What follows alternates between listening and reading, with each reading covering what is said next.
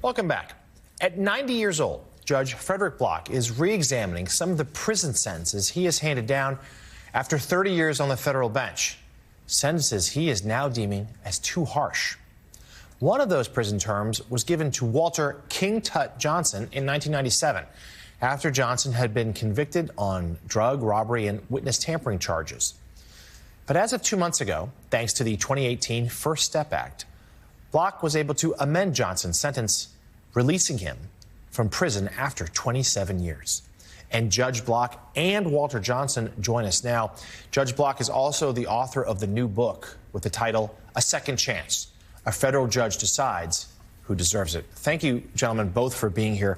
Judge, we'll start with you. Talk to us a little bit about that process, that soul searching that you did, and the conclusions you reached that some of these sentences may have been too harsh.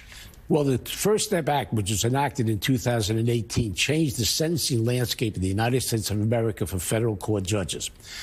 In that statute, which was a bipartisan statute endorsed by everybody, and to his credit, signed off by President Trump, it gave judges like myself the responsibility to reconsider previously imposed sentences, and if warranted, to reduce the sentences, and even in the case of Walter Johnson, to let him out of jail. I sentenced him to 5 lifetime terms of imprisonment. He was supposed to die in jail 28 years ago. Because of changes in the law, because of his rehabilitation, because of the powers that district court judges now have, I was able to free him. Let me ask you this, Judge, and Walter.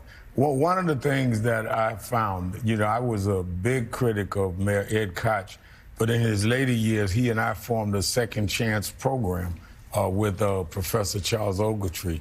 And I do give credit to President Trump for signing the act.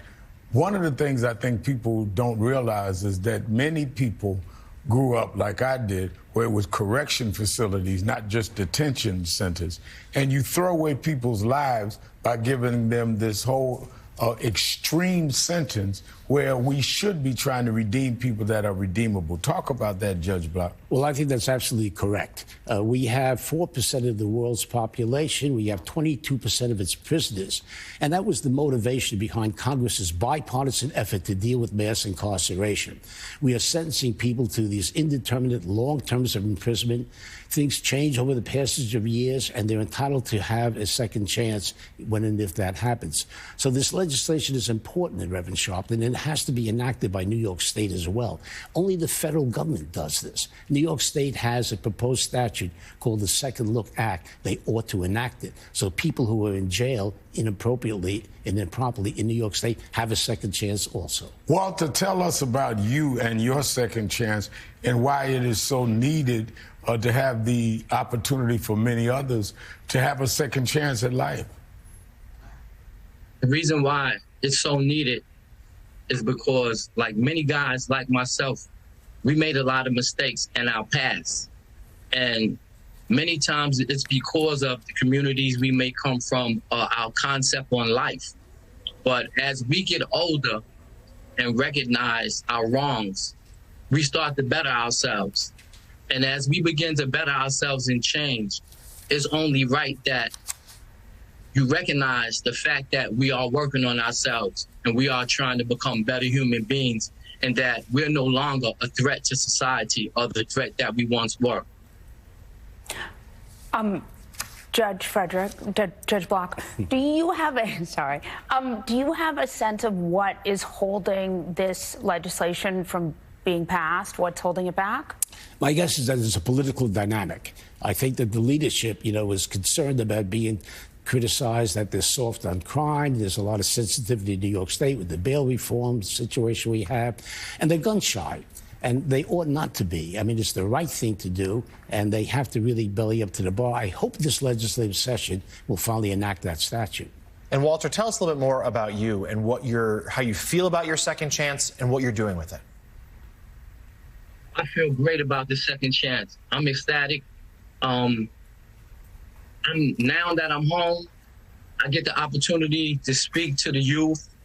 I speak to other guys that I know who have made mistakes. I have a wife who speaks to the girls. I've developed a non-profit organization, Champions for Change, And we just want people to know that if you're a human being, you can change. You can better yourself. You know, I want guys and girls who have made mistakes to understand the fact that they are not the mistakes that they've made. And all they have to do is participate in the process of life to become better individuals. And it all comes from choices. You know, you choose better people, you choose better places, and you choose better things. And before you know it, your life will become better. And that's what is happening to me. That's such an important message. We'll close the conversation with just exactly that. The new book, A Second Chance, A Federal Judge Decides Who Deserves It, is on sale now. Author and judge Frederick Block and motivational speaker Walter King Tut Johnson. We thank you both very much. Thank you. We'll be right back with more Morning Joe.